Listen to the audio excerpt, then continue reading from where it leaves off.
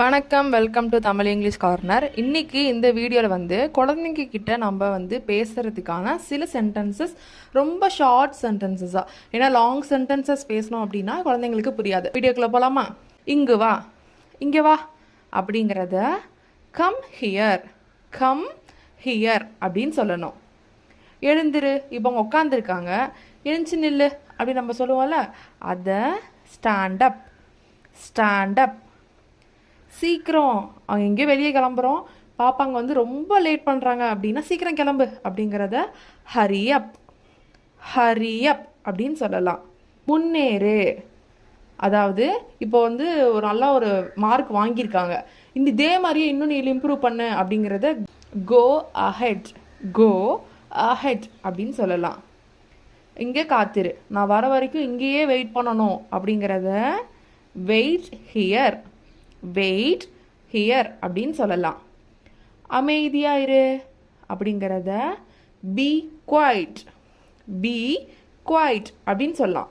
இந்த B quite அப்படிங்கிறத இப்போ நீங்கள் சாஃப்டாக சொல்கிறீங்க, பேசிக்கிட்டே இருக்காங்க, சத்தம் போடாத, அமைதியாரு அப்படின்னு நீங்கள் சாஃப்டாக சொல்கிறீங்க அப்படின்னா பி குவைட் அப்படின்னு சொல்லலாம்.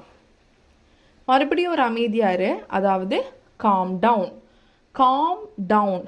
காம் டவுன் அப்படின்னா இப்போ அவங்க ஏதோ ஒரு பிரச்சனையில் மாட்டிக்கிட்டாங்க, இல்லை தப்பு பண்ணிட்டாங்க, அந்த பயத்தில் அப்படியே மூச்சு வாங்குவாங்க, நம்மள்ட்ட பேசுவாங்கல்ல, அப்போ ஒன்றும் மூச்சுலாம் வாங்காத, முதல்ல அமைதியாகு அப்படின்னு நம்ம சொல்கிறோம்ல, அந்த இடத்துல பி குவைட்டுக்கு பதிலாக காம் டவுன் அப்படின்னு யூஸ் பண்ணணும்.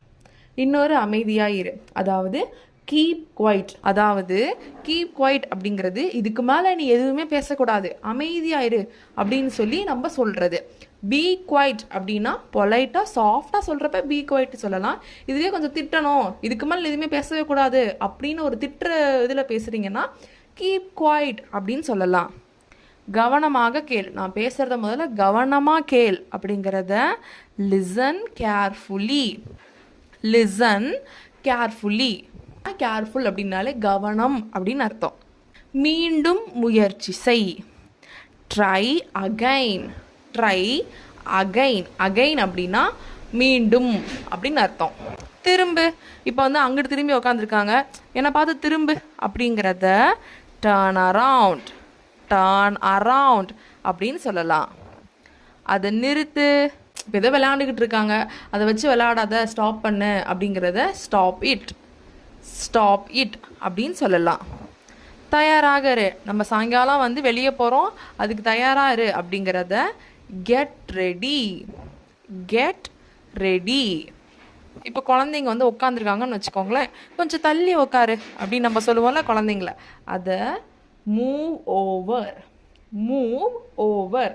மூவ் ஓவர்னா கொஞ்சம் தள்ளி உட்காந்துக்கோ, கொஞ்சம் தள்ளு அப்படிங்கிறத இப்படி சொல்லலாம் இங்கிலீஷில். இப்போ குழந்தைங்க நம்ம பேசுகிறப்ப வேற எங்கன்னா பார்த்துட்டு இருப்பாங்க, அப்போது இங்கே பாரு, நான் பேசுகிறத இங்கே பாரு அப்படிங்கிறத லுக் ஹியர், லுக் ஹியர் அப்படின்னு சொல்லலாம். மெதுவாக சாப்பிடு, வேக வேகமாக சாப்பிட்றாங்க அப்படின்னா பொறுமையாக சாப்பிடு அப்படிங்கிறத ஈட் ஸ்லோலி, ஈட் ஸ்லோலி இப்படி சொல்லலாம். பாதுகாப்பாக ஓட்டு, இப்போ அவங்க சைக்கிள் ஓட்டுறாங்கன்னு வச்சுக்கோங்க, அது சேஃபாக ஓட்டு, கீரைகளே விழுந்துடக்கூடாது அப்படிங்கிறதுக்காக சேஃபாரு அப்படின்னு நம்ம சொல்லுவோம்ல, அதை டிரைவ் சேஃப்லி, டிரைவ் சேஃப்லி அப்படின்னு சொல்லலாம். எழுந்திரு, இப்போ தூங்கிட்டு இருக்காங்க, எழுந்திரு அப்படிங்கிறத வேக்கப், வேக்கப் அப்படின்னு சொல்லலாம்.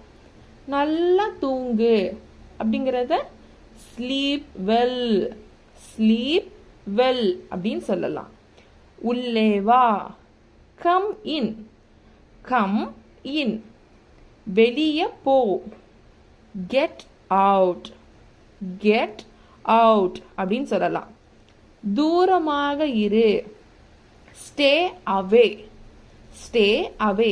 இப்போ ஒரு கண்ணாடி பொருள் கீழே விழுந்துருச்சு அப்படின்னா குழந்தைங்க சப்போஸ் கிட்டங்க வந்தாங்கன்னா இங்கே வராத, தூரமாகவே நில்லு அப்படிங்கிறத ஸ்டே அவே அப்படின்னு சொல்லலாம்.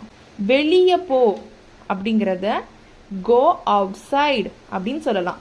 ஃபார் எக்ஸாம்பிளுக்கு இப்போ ரூமுக்குள்ளே இருந்து அவங்க வெளியே போகிறாங்கன்னு வச்சுக்கோ, ரூமுக்குள்ளே வராத, ரூமை விட்டு வெளியே போ அப்படின்னா கெட் அவுட் அப்படின்னு நம்ம சொல்லலாம். இதுவே வீட்டை விட்டு வெளியே எங்கேயோ போ, ரோட்டுக்கு எங்கன்னா போ, கடைக்கு போ, அது மாதிரிலாம் சொல்கிறப்போ கோ அவுட் சைடு அப்படின்னு சொல்லலாம். அதை கொண்டு வா, ஏதோ ஒரு பொருளை வந்து போய் அதை எடுத்துட்டு வா, அதை கொண்டு வா அப்படின்னு நம்ம சொல்லுவோம்ல, அதை bring it. bring it இந்த வார்த்தை மோஸ்ட்லி ஸ்கூல் டைரிஸ்லாம் சொல்லுவாங்க. ஸ்கூலில் பேப்பர் கொண்டு வாங்க, பென் கொண்டு வாங்க அப்படின்னு சொல்லி ஸ்கூல் டைரி எழுதி தருவாங்க இல்லையா. ஸோ bring it அப்படின்னா அதை கொண்டு வா அப்படின்னு அர்த்தம். இதை எடு, take this, take this. Thank you. Next வீடியோவில் பார்க்கலாம். மறக்காமல் சப்ஸ்கிரைப் பண்ணிக்கோங்க.